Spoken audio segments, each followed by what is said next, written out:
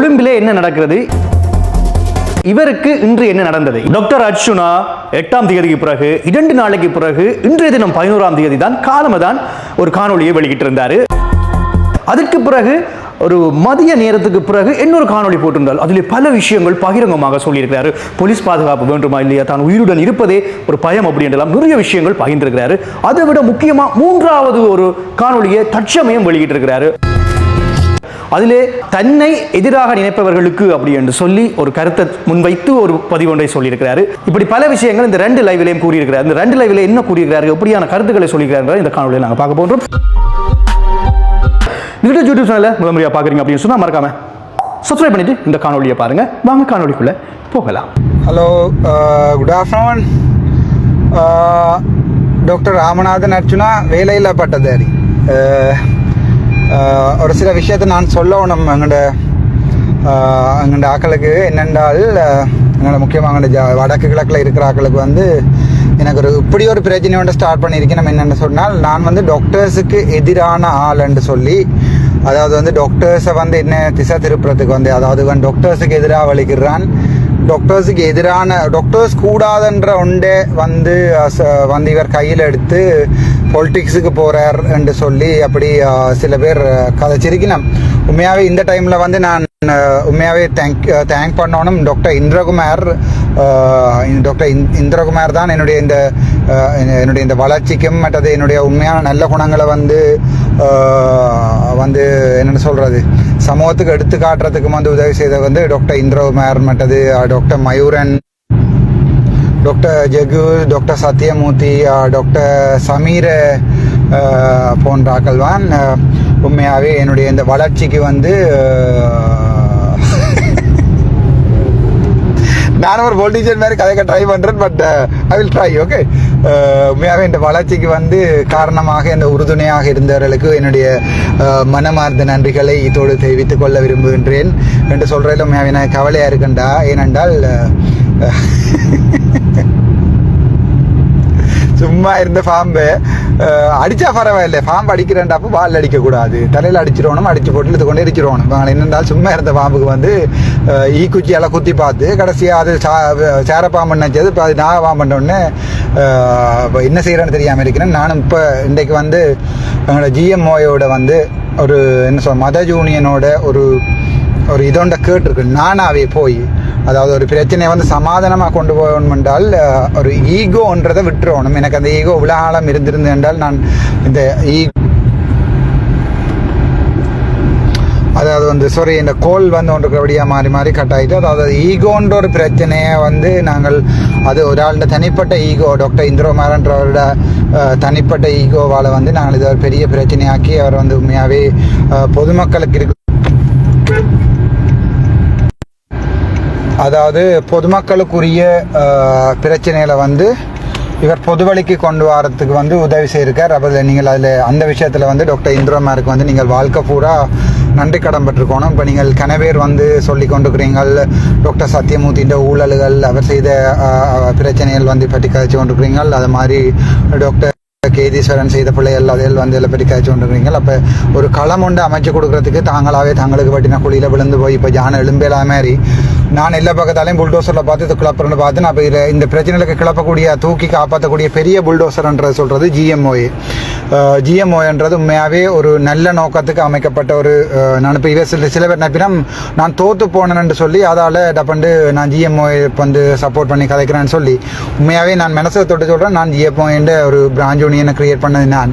அது வந்து GMO start பண்ணப்பட்டது வந்து ஒரு நல்ல விஷயத்துக்கான தான் ஜிஎம்ஓ ஸ்டார்ட் பண்ணப்பட்டது. ஆனால் என்ன பிரச்சனை சொன்னால் அப்படி ஸ்டார்ட் பண்ணப்பட்டாலும் அதை வந்து 1-2 பேர் தங்களோட பர்சனலான தேவைகளுக்கு பாவிக்கிறபடியாக என்ன செய்தான்னு சொன்னால் நாங்கள் படியா இப்போ இதுவாங்க சொல்ல நான் ஒரு ஆள் வச்சிருக்கிறேன் இதுக்கு கேமரா பிடிக்கிறதுக்கு, இல்லாட்டி வாங்க சொல்லுவாங்க நான் கேமரா பார்த்துக்கொண்டு ட்ரை பண்ணான்னு சொல்லி ஜிஎம்ஓஏன்றவர் வந்து என்ற ஒரு ஆர்கனைசேஷனை வந்து நல்ல விஷயமாக ஸ்டார்ட் பண்ணின வந்து நாங்கள் அதை என்ன செய்யணும்னு சொன்னால் ஒரு நல்ல விஷயமாக பண்ணல. அதான் எனக்கு சரியான கவலை. அப்போ அதே விஷயத்தில் நான் வந்து ஜிஎம்ஓட பேரை இதில் இருந்து இல்லாமல் பண்ணி அது ஒரு நல்லவையாக பாவிக்கக்கூடிய ஒரு ட்ரேட் யூனியன். அப்போ அந்த நல்லவையாக பாவிக்கக்கூடிய ஒரு ட்ரேட் யூனியனை வந்து நாங்கள் அதன் பேரை காப்பாற்றணும். மற்ற எங்களோட டாக்டர்ஸ் 25 பேர் வந்து இப்போ ஒரு குழிக்குள்ள விழுந்திருக்கணும். அதில் எல்லாரையும் காப்பாற்றலாண்டிலும் அந்த ஒரு ஒன்றுமே அறியாமல் அதில் போன டாக்டர்ஸில் வந்து காப்பாற்றணும்னு நான் ட்ரை பண்ணி கொண்டிருக்கேன். நான் இப்போ மினிஸ்ட்ரி பக்கத்துலேருந்து உண்மையாகவே நாங்கள் வாங்க சமாதானத்துக்கு என்று சொல்லி கூப்பிட்டு கடைசியாக மினிஸ்ட்ரியில் வந்து டாக்டர் ராஜீவுக்கு வந்து கடிதம் கொடுத்துருக்கணும். அது சம்மந்தமாக டக்ளஸ் ஐயா வந்து கிளியராக சொல்லியிருக்கார். வந்து நீ வாடி இருக்கிற டைமில் ட்ரை பண்ண போகிறேன். அதாவது வந்து லீவில் இருக்கிறபடியாகத்தான் வந்து இவர் அங்கே போட்டிருக்கணும்னு சொல்லி இப்போ அது டெம்பரரியாக ஒரு ஆள் பார்க்கத்தானே இப்போ வேணும் ஹாஸ்பிட்டலில். பட் என்னென்னு சொன்னால் இந்த பிரச்சனையை வந்து இப்படி நாங்கள் ஒரு ஃபோர்ஸ்ஃபுல்லாக தீர்மானிக்க இயலாது. பட் அது எனக்குரிய ஒரு களம் உண்டு அமைச்சு கொடுத்து என்னுடைய குணங்களை வழிகாட்டி நான் விட்ட பிள்ளைகளை இவ சொல்கிறதன் மூலம் நான் அதுகளை பொது வழியில் ஒப்புக்கொண்டு நான் பிள்ளை நான் கடவுள் இல்லைன்னு திரும்பவும் சொல்கிறேன். நான் ஒரு சாதாரண மனுஷன். ஆனால் நான் விட்ட பிள்ளைகள் வந்து பெரிய பிள்ளைகள் வந்து பெரிய பிள்ளைகள்னு சொன்னாலும் ஏற்றுக்கொண்டு நான் ஜெயிலுக்கு போகிறேன்னு சொல்லியிருக்கேன். அது மாதிரி சின்ன பிள்ளைகள்னு சொன்னால் பொது வழியில் மென்மை கட்டுன்னு சொல்லியிருக்கேன். ஆனால் இவன் அந்த நான் ப்ரைவேட் செய்தேன்னு சொன்ன அந்த கொப்பின் அந்த ஹெட்டுகளையும் இப்போ நான் அதை சும்மா பொது வழியில் சொல்லியிருக்கலாம். இல்லை நான் அதை இல்லை அது சும்மா அடித்து போட்டிருக்கணும்ண்டு. ஆனால் வந்து நான் பாஸ் அவுட் பண்ணி வந்த நேரம் சாப்பிடவும் காசு இல்லாமல் 1,39,000 லோன் கட்டணும்.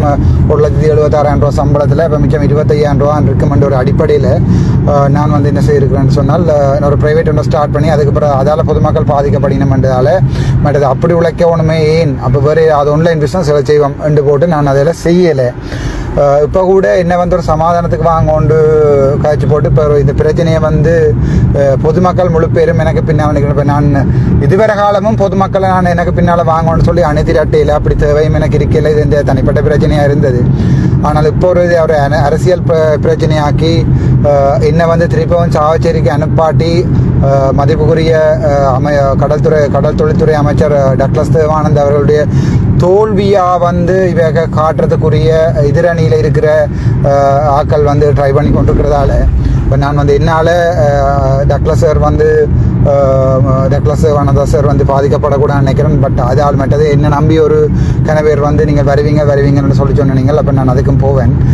ஏற்கனவே ஒரு ப்ரிலிமினரி இன்கொயரின்னு கால் பண்ணி அது சம்மந்தமான டீட்டெயிலும் ஃபுல்லாக கொடுத்துட்டு அந்த ரிப்போர்ட்டும் கொடுப்பட்டேன்னு சொல்லி நான் கேள்விப்பட்டேன். நான் அப்போ அந்த ரிப்போர்ட் எப்படி கொடுக்குறோம் ரிப்போர்ட் எப்படி எழுதுகிறோம்ன்றதை வந்து அரசியல் தான் தீர்மானிக்கும். எந்த பக்கம் காத்தடிக்குதோ அந்த பக்கம் தெரியாது. பட் இந்த வாழ்க்கை வந்து அரசியலாக தான் தீர்மானிக்கப்படும்னு சொன்னால் எனவே கணவர் கேட்டுக்கொண்டுனா நாங்கள் நீங்கள் இல்லை அரசியலுக்கு போகக்கூடாதுன்னு சொன்னால் நீங்கள் இதை கமெண்ட் பண்ணலாம் இது கீழே. பட் எனக்கு கணவர் கேட்டுக்கொண்டது வந்து நீங்கள் இப்படி ஒரு இப்போ நான் ஆளுமை உள்ள ஆளுன்னு சொன்ன விஷயத்த சொன்னால் இவ சொல்லுவீங்கன்னா இல்லை உனக்கு ஆளுமை இல்லையாண்டு. ஆளுமை இல்லாதால் இப்போ அவ சொன்னவை நீங்கள் ஒரு படித்தால் ஒன்று சொல்ல போய் டப்பன் 2 பேர் வந்து சொல்ல வேறு படிக்கலேண்டு. அப்புறம் ஒரு ஆளுமை இல்லாதால் படிக்காதால் வேலை உள்ளாதால் இந்த மாதிரி ஒரு மொக்கன் ஒரு ஆளை வந்து பட் நேர்மை உள்ள ஆள்ன்னு சொல்லி இல்லை நேர்மை இல்லாத ஆளுண்டு கல்லுன்னு சொல்லி ஓடித்துட்டு நம்ம ஏதாவது ஒன்றை பிடிப்போம்ண்டு பிடிச்சா நான் பொது வழியில் ஒப்புக்கொள்கிறேன்றதை மட்டும் நான் டிசைட் பண்ணிட்டேன். பட் என்ன காணி சொத்து வீரங்கள்லாம் நான் ஏற்கனவே வீடியோவில் போட்டுட்டேன் கிளியராக.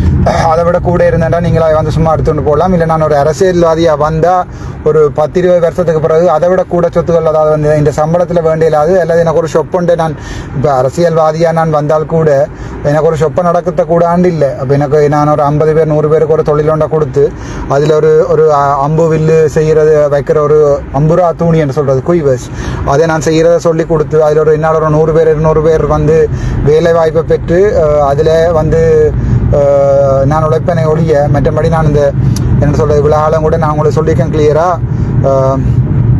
அதாவது எந்த பேரை பார்த்து யாராவது வந்து எந்த பேரை யூஸ் பண்ணி வந்து காசு கேட்கணும் சொன்னால் அவைக்கு அடியுங்கன்னு சொல்லி இது வன்முறை தூண்டுற கதை இல்லை. என்னால் எந்த பேரை பாவிச்சு ஒருத்தரம் வந்து நான் யோசிக்கிறேன் காசு செய்யக்கூடாதுன்னு சொல்லி நான் அப்படி அரசியல் வரேன்டா கூட என்னட்ட ஒரு 36 பிறப்பு காணி தெல்லிப்பாளையில் பெரியவளான பகுதியில் இருக்குது. எல்லாருக்குமே தெரியும். அங்கிட்ட பெரம்பாக்கார் தெரியும். டாக்டர் ஹானின்னு சொன்னால் காட்டுவினம். நான் மிஞ்சி போனால் அது நான் பெரும்பாலும் விற்க மாட்டேன். அப்படி இல்லாத யாராவது எங்களோட தமிழ் புலம்பெயர்ந்த நிதிவளத்தோடு இருக்கிற யாராவராள்கிட்ட கேட்பேன். இதுக்கு நியாயமான விலையோண்ட நீங்கள் நினச்சி கொண்டீங்கன்னு சொன்னால் அந்த விலைக்கு எடுத்துக்கொண்டு தாங்கன்னு நான் அந்த காசில் காலத்தில் தான் என் அரசியல் பயணத்தை தொடங்குவேன். அப்படி அரசியல் பயணத்தை தொடங்குறதுக்குரிய தேவை எனக்கு இப்போவும் வரையில், அப்படி ஒரு தேவையும் எனக்கு இப்போவும் வரக்கூடாதுன்னு நினைக்கிறேன். நான் என்ன சொன்னால் என்ன உண்மையாகவே இந்த அளவுக்கு எனக்கு உதவி செய்தது வந்து எங்களோட அரசியல்வாதிகள். முக்கியமான வந்து நான் நன்றி சொல்லணும் எங்கள்ட டக்ளஸ் தேவானந்தா சாருக்கு, மற்றது அங்கஜனனாக்கு அண்ணாண்டு சொல்கிறது நான் உங்களுக்கு ஒரு மரியாதையை கொடுக்கணும்னு நான் யோசிக்கிறேன். அது மாதிரி கஜேந்திரவு மாதிரில கஜேந்திரன், நான் எனக்கு பேர் சரி உண்மையாகவே எனக்கு அரசியல் சம்மந்தமானவர்களே சரியான குறைவு மன்னிச்சு கொள்ளுங்க. அப்படி யாராவது ஒரு ஆளுக்கு வந்து இல்லாமல் பொது வழியில் எல்லாருக்குமே ஒரு தமிழ் அரசியல் கட்சி என்று சொல்லி இவை எல்லாருக்குமே நான் ஒரு நாளைக்கு எனக்கு இல்லை யார் யார் சாப்பாடு தெரியணுமோ, இன்றைக்கு திங்கக்கிழமை ஒரு ஆள் சாப்பாடு தந்தால் அவர் சொந்தமான பரப்புரைக்கு போயிட்டு, அது பிறகு செவ்வாய்க்கிழமை இன்னொரு ஆள் சாப்பாடு தந்தால் அவர் சொந்தமான பரப்புரைக்கு போயிட்டு, புதன்கிழமை அதை விட நல்ல யாராவது சாப்பாடு தெரியணுமாட்டா. இப்போதைக்கு சாப்பாடு தான் இந்த முக்கியமான பிரச்சனை. 3 நாள் வடிவாக சாப்பிடல, திருப்பி வந்து இப்போ கொழும்புல சாப்பிட மாட்டேன் சாப்பிட விடுறாங்கல்ல. நேற்று முந்தினாலும் ஒழிக்க வேண்டிய எல்லாமே ஒன்றுக்கு வந்துடுது. எனக்கு ஒரு அழைப்புகள் வந்தது. அதாவது நீங்கள் நிற்கிற இடத்த சொல்லும் கொண்டு தான் திரும்ப கேட்டு கொண்டு இருந்தவன். மற்றது என்னோட கதைக்கிறதுக்குன்னு ட்ரை பண்ண பேராதனையிலேருந்து ஒருத்தர் வந்து எனக்கு அவர் சரியாக கை கவலிக்கிட்டாரோ பிள்ளையாக கை கவலிக்கிட்டா அறியாது. நீங்கள் நிற்கிறத சொல்லுங்க, நீங்கள் எப்படி உங்களோட பேர் என்ன, நீங்கள் எங்கே இருக்கிறீங்க, இப்போ போய் என்னோட கால் பண்ணி உங்களோட பேர் என்னன்னு கேட்குறது வந்து நான் நம்மளதுக்கு அறப்படித்த முட்டாளும் இல்லை. இப்போ போய் நீங்கள் எப்படி, அப்போது நீங்கள் என்ன சாப்பிட்டீங்களா, எங்கே இருக்கிறீங்க, நீங்கள் அப்போ ஏதாவது ஒரு வேலை செய்யலாம் மண்டைக்கு சரக்கு இருக்கணும்.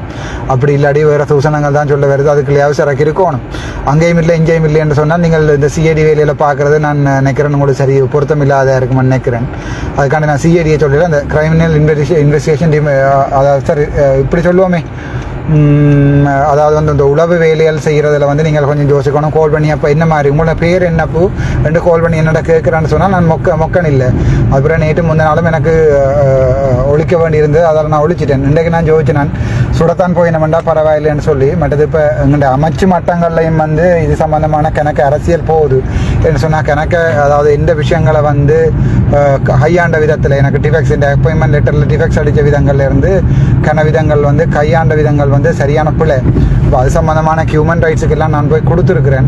அப்படி கொடுத்து நான் ஹியூமன் ரைட்ஸுக்கு கொடுத்துருந்தும் இது வரைக்கும் ஹியூமன் ரைட்ஸில் இருந்தும் ஒரு ஆக்ஷன் எடுக்கலைன்றது வந்து அதை விட நான் ஒரு 3 நாள் வந்து அதாவது ஹியூமன் ரைட்ஸுக்கு ஆக்ஷன் எடுக்கணும்னா நான் போய் தான் கம்ப்ளைண்ட் எடுக்கணுமெண்ட் இல்லை. இது வந்து அந்த களத்தில் வெட்டி வேண்டவன் வந்து ஸ்டேட்மெண்ட் எழுதித்தாலும் போலீஸ்காரன் வந்து நான் ஆக்ஷன் எடுப்பேன்ற மாதிரி எங்கேயாவது குற்றம் நடக்க போவதுனாலே அங்கே போகிறது தான் உசிதம் என்று நான் நினைக்கிறேன். எனக்கு வந்து எங்களோட வடக்கு மாநிலத்தில் ஹியூமன் ரைட்ஸில் இருக்கிறவருடைய பேர் அகில் ராஜ் நினைக்கிறேன். அவர் வந்து என்னுடைய ஒரு பேட்டி ஒன்று எடுத்து என்னுடைய ஸ்டேட்மெண்ட் எடுத்து கொண்டு போனவர் ரெக்கார்ட் பண்ண கொடுத்தேன். நான் இப்போ கொழும்புல இருக்கிற யுனைடெட் நேஷன்ஸ் ஹியூமன் ரைட்ஸுக்கு மேலாவது அந்த பக்கம் இருந்தீங்கன்னு சொன்னால் தமிழாக்கள் ஏழுமண்டால் என்னோட பாதுகாப்பு இல்லாத தன்மையை ஏழுமண்டால் ஒருக்கா சொல்லுங்க. அதுக்காண்டி இப்போ நான் இப்படி போட்டோன்னே அப்போ இப்போ 2 போலீஸ்காரரை கொண்டு பக்கத்தில் போடுவீங்கன்னா பாதுகாப்புன்னு சொல்லி அது வந்து எங்களோட யாழ்ப்பாணத்துலேயோ சரி எங்களோட இலங்கையிலேயோ நடக்கிற ஒரு நடைமுறைன்னு சொன்னால் எங்களை ட்ரெப் பண்ணுறதுக்கு வந்து எனக்கு போலீஸ் பாதுகாப்பு தேவையில்லை, எனக்கு பொதுமக்கள் பாதுகாப்பு இருக்குது. அப்படியும் என்றாலும் பரவாயில்ல, சித்தா அவருக்கு தானே சாகிறது வந்துட்டு போனோம். எனக்கு அப்படி இல்லை, எனக்கு என்ன கவலைன்னு சொன்னால் எனக்கு நடந்துட்டேன்னு சொன்னால் இந்த பிள்ளையை பார்க்குறதுக்கு ஒருத்தரும் இல்லை, அது மட்டும்தான். பட் விஷயம் ஒன்று நடக்கணும்னு சொல்லி ஏதாவது நாங்கள் யோசிச்சிட்டோம்னு சொன்னால் அது பிள்ளையோ வைஃபோ ஒருத்தரையுமே பார்க்கக்கூடாது. நான் இப்போ எங்கள்கிட்ட மனித உரிமை ஆணைக்குழுவில் வந்து என்னென்றால் எனக்கு போய் கம்ப்ளைண்ட் பண்ணுற அளவுக்கு வந்து என்ன சொல்கிறேன், எனக்கு பாதுகாப்பு இல்லை. அப்படியும் இருக்கத்தக்கனையாக மனித உரிமை ஆணைக்குழு வந்து நான் கொடுத்த கம்ப்ளைண்ட், அதாவது இந்த அடிப்படை மனித உரிமைகள் மீறினு சொல்லி பேப்பரில் எல்லாம் நியூஸில் எல்லாம் வந்த பிறகு அன்றைக்கு நான் வந்து எங்களோட வடமாகாண மனித உரிமை ஆணைக்குழு பொறுப்பாக இருக்கிற பிரதிநிதிக்கும் நான் தெளிவாக சொல்லியிருக்கிறேன். அதாவது வந்து அன்றைக்கு என்னோடய ஃபுட் டைம் கட் பண்ணி இந்த மெடிசினையும் கட் பண்ணி இது முள்ளிவாக்கல்ல நடந்த அதே வேலையை தான் டாக்டர் சமன் பாத்திரன் எனக்கு செய்தவர். விடிய காலம் வந்து நான் டயபெட்டிக் பேஷண்ட், எனக்கு 400க்கு மேலேன்னு சொன்னால் கட்டாயம் சப்கட் இன்சூரன்ஸ் 6 யூனிட்டாவது அடிக்கணும். அப்படி இல்லை 200 கிட்டன்னு சொன்னால் எனக்கு மெட்ஃபார்மின் போடணும். அப்போ என்னை வந்து ஹாஸ்பிட்டலில் விட்டு நீங்கள் தந்திரமாக வழியால் போங்கன்னு சொல்லி கேட்டவை ஒழிய அதுக்கு பிறகு அந்த போலீஸில் இருக்கிறவர் எஸ்எஸ்பி அவர் தான் வந்து சொன்னவர். அப்போ இந்த பிரச்சனையை சுமூகமாக முடிச்சு வைப்போம். நீங்கள் இது வந்து ஒரு படித்தாக்களுக்குரிய பிரச்சனை. அப்போ நீங்கள் அதை யாழ்ப்பாணத்திலேயே கொழும்புல போய் பார்த்துக்கொள்ளுங்க. நீங்கள் கொழும்புக்கு வர சொல்லி கௌரவ சுகாதார அமைச்சர் ரமேஷ் பத்ரனை வந்து தனக்கு அறிவிச்சிருக்கேன்னு சொல்லி நீங்கள் லீவை போட்டுட்டு போங்க. அவருக்கு முன்னால் மீடியாவுக்கு முன்னால் தான் ஒரு லீவ் ஸ்டேட்மெண்ட் என்றால் டாக்டர் சமன் பத்ரனை வந்து இந்த லீவையும் எழுத விட மாட்டேன்னு சொல்லிட்டார். அதால் வந்து இப்படி ஒரு அராஜகம் செய்கிறாக்கள் வந்து யாழ்ப்பாணத்தில் வந்து எனக்கு தெரியலை என்னென்று தொடர்ந்து ஒரு வடக்குமான சுகாதார பணிப்பாளராக இருப்பினும் எனக்கு தெரியல. அது பொதுமக்கள் தான் கேள்வி கேட்கணும். அதான் எனக்கு என்ன சரியான கவலையான்னு சொன்னால் இப்போ நான் ஒரு நல்ல விஷயம் ஒன்றை செய்ய போய் கடைசியாக நான் இப்போ எனக்கு போகிறதுக்கு மட்டும் இல்லாமல் போகிறதுக்கு இடம் இல்லாமல் இருக்கிறதுக்கு இடம் இல்லாமல் எங்கன்னு தெரியாமல் இப்போ காருலையும் இப்போ 2 நாளாக வந்து நான் நைட்டு காருக்குள்ளே தான் படுத்திருந்தேன் நான். எனக்கு போகிறதுக்கு இடம் இல்லை, நான் போய் நிற்க போகிறேன்னு சொல்லி யார்ட்டையும் கேட்டாலும் அவைக்கும் பயம். இப்போ 2 நாளாக நேரப்படி அதாவது வந்து என்னென்னு சொல்கிறது, எனக்கு அந்த பயம் கொண்டு இருந்தது. அப்படியும் இருக்கத்தக்கனையாக மனித உரிமை ஆணைக்குழு வந்து இதில் தலையிடாமல் தாங்களும் இந்த யூடியூப்பில் இந்த ஃபேஸ்புக்கில் வர லைவை தான் பார்த்து கொண்டிருக்க வேண்டாம். பேருங்கோ எப்படியும் நாங்கள் 3 லட்சம் 4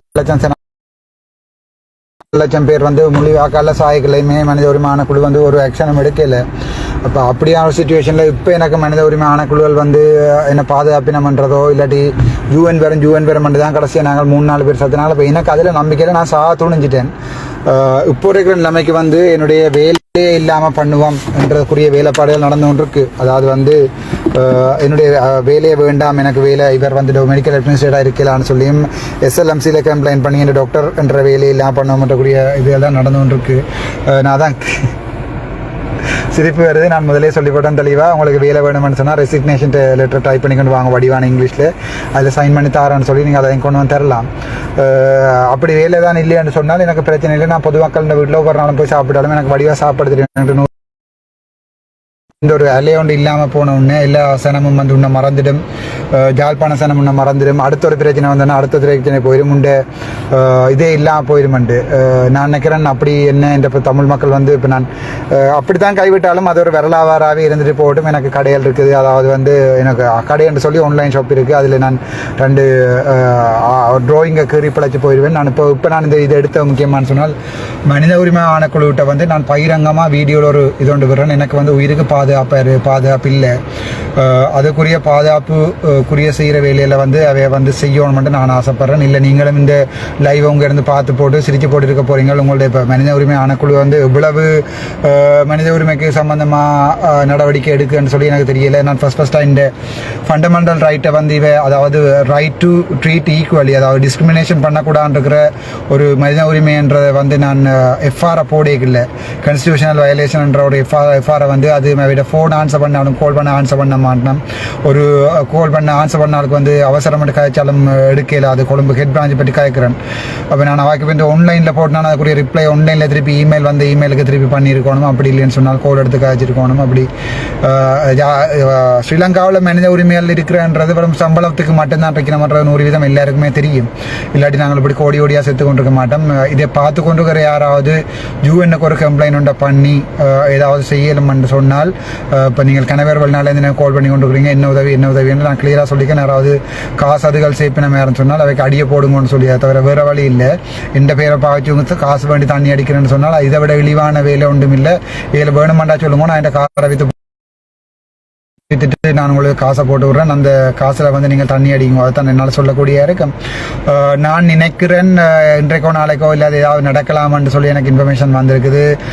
நேற்று வந்து கால் பண்ணி கதைச்சாக்கள், நான் இருக்கிற டைம் கதைச்சு கொண்டே ட்ராக் பண்ணுறது ட்ரைவ் பண்ணினேன்.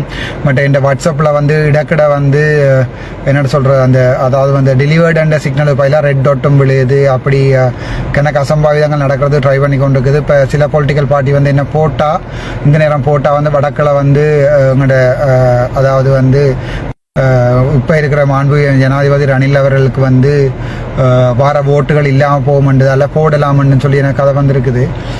அப்படித்தான் ஏதாவது நடந்தாலும் நான் சத்தா கூட ரணில் ஐயாவுக்கு வந்து பிரச்சனை வருமன்றால என்னோட ரணில் மாண்பு ஜனாதிபதி ரணில் விக்ரமசிங்க அவர்களுக்கு வரலாமென்றால் நான் அவர்கிட்டையும் கேட்டுக்கொள்கிறேன்னு சொன்னால், அப்படி என்றால் எனக்கு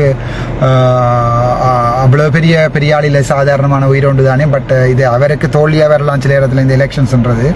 இனி அவர் பாவிக்கணும், இல்லை அவர் அது வேறு விதமாக பாவிச்சு போட்டுட்டு வேறு ஒன்று எடுக்கும், ஜேபி போட்டுட்டு என்று சொல்லி, அல்லது சஜித் ஐயாண்ட கட்சியில் வந்து என்ன சுட்டுட்டினோம் அண்டு அல்லது சுயற்ப கால சுட்டுட்டினோம் என்று சொல்லி அதில் எலெக்ஷனில் வின் பண்ணுறாங்கன்னா இன்னையாலே யாராவரால் பாதிக்கப்படாமல் லாபம் கிடைச்சான்னு எல்லாம் நினைக்கிறேன்.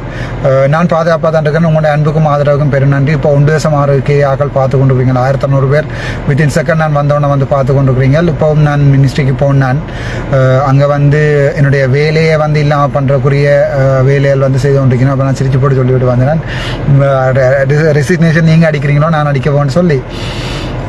அதோட எனக்கு ஒரு 6,38,000 இந்த ஹோஸ்ட் ரீஃபண்ட் தரணும். எனக்கும் இன்னொரு 2 பேருக்கு மட்டும்தான் அந்த ரீஃபண்ட் தெரியல. அப்படி இந்த மினிஸ்ட்ரியில் வந்து நடக்கிற ஊழல்கள் வந்து கதைக்கிறதுன்னு சொன்னால் இப்போ உங்கள் ஜாழ்ப்பாணத்தை பற்றி சாவச்சேரியை காய்ச்சி அதாவது மெலையை நகர்த்த வேண்டி வந்தது வந்து இப்போ உதாரணத்துக்கு மைபால சார் வந்து என்னுடைய அப்பாயின்மெண்ட்டை வந்து டிஃபெக்ஸ் அடித்ததுலேருந்து அத்தப்பத்து சார் வந்து அதை செய்ததுலேருந்து அப்படி நாங்கள் விஷயம் கதைக்கலாம்.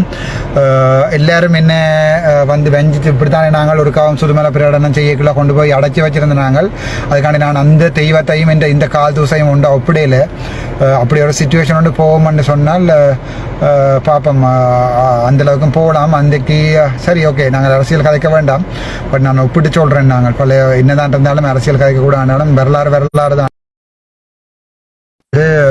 என்னை பொறுத்த வரைக்கும் கஷ்டம். அது வரலாறு மறக்கல. பட் வரலாறை நாங்கள் மறந்து புது பாதையில் பயணிக்கிறதுக்கு தான் நாங்கள் எல்லாருமே விரும்புகிறோம். எங்களை ஒருத்தருக்கும் பழைய ஞாபகங்களை மீட்டி பார்க்குறதுக்கு விருப்பம் இல்லை. அதே அரசாங்கம் புரிஞ்சு கொண்டாலும் சரி அல்லது வந்து எதிர்கட்சிகள் புரிஞ்சு கொண்டாலும் சரி நான் இப்போ எல்லாரோடையுமே கதைக்கிறதுக்கு தயாராக இருக்கிறேன். இந்த ஒரு சின்ன விஷயத்தை வந்து யாழ்ப்பாணம் பொதுமக்களோட வேட்புகள் அதாவது வாக்குகள் எடுக்கணும். இப்போ என் ஃபேஸ்புக் பார்த்தீங்கன்னா தெரியும் 60,000 ஆக்கள் இருக்கணும். அப்போ நாங்கள் ஒரு ஆள்கிட்ட தான் சும்மா கேட்டால் இந்த ஐயாவுக்கு மட்டும்தான் போடுங்க இவருக்கு மட்டும்தான் போடுங்கன்னு கேட்டால் ஒரு வீட்டுக்கு 3 வாக்கண்டாலும் 1,80,000 வாக்கு சும்மா போகலாம். இப்போ நான் அதை யோசிக்காமல் ஒருத்தரையும் ரெக்கமெண்ட் பண்ண மாட்டேன். நான் அப்படி ரெக்கமெண்ட் பண்ணுறேன்றாலும் எனக்கு உதவி செய்த எல்லாரையுமே நான் ரெக்கமெண்ட் பண்ணுவேன். மக்கள்லாம் அதை தீர்மானிக்கணும் யார் கூடாது யார் சரின்றது. நான் தீர்மானிக்கிறதுக்கு இந்த ஒரு தனியொரு மனுஷன் விருப்பம் வந்து மக்களோட விருப்பமாக மாறக்கூடாதுன்னு நான் யோசிக்கிறேன். Right, thank you so much. நீங்கள் எல்லாரும் இதில் நினைஞ்சு கொண்டிருக்கு. எனக்கு இப்படி ஒரு ஃபேஸ்புக் லைவை போட்டு ஃபேஸ்புக் ஆகணுமெண்டு சில பேர் வந்து 1-2 பேர் யோசிக்கிறீங்க. நீங்கள் இந்த சுச்சுவேஷனை விளங்கி கொள்ளணும். நான் நினைக்கிறேன் நான் செத்தா பிறகு நீங்கள் எனக்கு ஆதரவாக ஏதாவது அட்லீஸ்ட் ஒரு செத்தா வீட்டுக்கு ஆதரவீங்கன்னு சொல்லி இதுக்கு பிறகு என்ன நீங்கள் டேமேஜ் பண்ணுற மாதிரி அது யாருக்கட்டும் வந்து கொமெண்ட்டில் போடணுமான்னு சொன்னால் சந்தோஷம். அதே மாதிரி தானே நீங்கள் அன்னையும் சாக்கணும் நீங்கள் என்னையும் சாத்துக்கொள்ளுங்க சாக்கொண்டு கொள்ளுங்க பிரச்சனை இல்லை. அப்படி இது நான் தப்பி பிழைச்சி 3-7 இருந்தால் அது ஒரு ஃபீனிக்ஸாக இருக்கும். திரும்பவும் சொல்கிறேன் தப்பி பிழைச்சி 3-7 இருந்தால் அது ஃபீனிக்ஸாக இருக்கும். ஃபீனிக்ஸ் வந்து சாம்பல்லேருந்து வந்த பறவை. நன்றி வணக்கம். Thank you so much. Doctor Ramanathan Archuna வேலையில் பட்டதாரி. 3வது லைவ் மாலை நேரம் வெளியிட்ட இந்த லைவில் பல விஷயங்கள் பகிர்ந்திருக்கிறாரு. அதைத்தான் அடுத்ததாக நாங்கள் பார்க்க போன்றோம். Good afternoon. நம்ம டாக்டர் அர்ச்சனா ராமநாதன் ಮಂಗಾವಿಲ್ಲ ಇನ್ನೇನೆ ಅಯ್ಯಾವು ಟೈಮ್ ಬರೋಣ ಅದೇ ಮೇ ವಿಡಿಯೋ ಮೇ ಮಂಗಾವಿಲ್ಲ ಇನ್ನದಂಗೆ ಹೆಲ್ತ್ ಮಿನಿಸ್ಟ್ರಿ ಆಫ್ ಹೆಲ್ತ್ ಸರ್ವಿಸ್ಗೆ ಆಫೀಸಿಗೆ ಮತ್ತೆ ಅವೆಲ್ಲ ಕತ್ತಾಗಂದಾಗ ಕೀಲದಿನ ಪುಡಿ ಚಾಕಚಾತಿನ ಮಂಗಾವಿ மெச்சர் தவசக்கு மட்டும் காப்பு லீவ் மக்கோயாகண்ட மேம் தமிழில் சொல்கிறேன். அதாவது வந்து இவ்வளோ நாளும் எனக்கு அடிச்சிருந்த கடிதம் வந்து எடுக்கிறதுக்காண்டி மினிஸ்ட்ரி ஆஃப் ஹெல்த்தில் வந்து இருக்கிறேன். செக்ரட்டரி ஆஃபீஸுக்கு முன்னால் நான் அது சம்மந்தமான சப்ஜெக்ட் லாக்கு போனேன். இது வந்து யுனைடெட் நேஷன்ஸுக்கு வந்து இந்த அடிப்படை உரிமைகளை மீறினம்ன்றதுக்காண்டி நான் கொடுத்துருக்க வழக்குக்காண்டி யுனைடெட் நேஷன்ஸ் ஹியூமன் ரைட்ஸுக்கு வந்து போயிருக்குது. அதுக்குரிய வழக்குக்காண்டி வந்து நான் எனக்கு இதுவரைக்கும் அடித்து என்ன எம்எஸ் இல்லைன்னு சொன்ன கடிதங்களை வந்து கேட்டிருக்கிறேன். அந்த கடிதங்கள் அடித்த சப்ஜெக்ட் லாக் சொல்லியிருக்கிறா. அந்த கடிதங்கள் வந்து தன்னிட்ட இல்லைன்னு சொல்லி அது இந்த கொப்பியும் எனக்கு தெரியணும் இல்லை. இது எங்கேயோ ஒரு இடத்துல பிரச்சனை இருக்குது. அந்த பிரச்சனையை நாங்கள் தேடுவோம். இதனால் இளைஞர் சுகாதாரத்துறை மாறுமென்று நான் பெரும்பாலும் நம்புகிறேன். நாங்கள் கன்சல்டனாக வந்து டாக்டர் அத்தப்பத்திட்ட போய் ஒரு கார்டியாலஜிஸ்டாக வந்து ஒரு சர்ஜனாக வந்து சிஸ்டத்தில் இருக்கிற பிரச்சனையால் ஐயோ சார் எனக்கு அங்கே பேமெண்ட் தாங்க இங்கே சுகாதார அமைச்சிலிருந்து நாங்கள் ஆரம்பிப்போம். இந்த மாற்றத்தை வந்து நாங்கள் ஒரு நாளைக்கு கொண்டு வருவோம். நாங்கள் படித்து எம்பிபிஎஸ் முடித்து எம்டி முடித்து ஃபாரின் ட்ரைனிங் போயிட்டு வந்து அத்தப்பத்துன்ற ஒரு தனி மேனேஜர்கிட்ட வந்து director TCS director tertiary care service அவர்கிட்ட நான் இருக்கைகளில் வெளியில் வந்து டாக்டர்ஸ் கெஞ்சி நான் சில பேர் என்ன சொல்லினோம் வந்து நான் டாக்டர்ஸுக்கு எதிரான ஆளுன்றது நான் சிஸ்டமுக்கு எதிரான ஆளுன்றது இப்போ டாக்டர்ஸ் விளங்கி கொள்ளினமோ அன்றைக்கு டாக்டர்ஸுமே எனக்கு பின்னால் அனுப்பினோம். சில பேர் என்ன தெரியாமல் எனக்கு வந்து என்னுடைய நோக்கங்கள் புரியாமல் வந்து எனக்கு எதிராக வந்து கருத்துக்களை போட்டுக்கொண்டீங்கன்னா நான் அவையை மன்னிப்பேன். அவையோடையும் சேர்ந்து பயணிப்போம். தேங்க்யூ. டாக்டர் ராமநாதன் அர்ச்சனா வேலை இல்லாதவன்.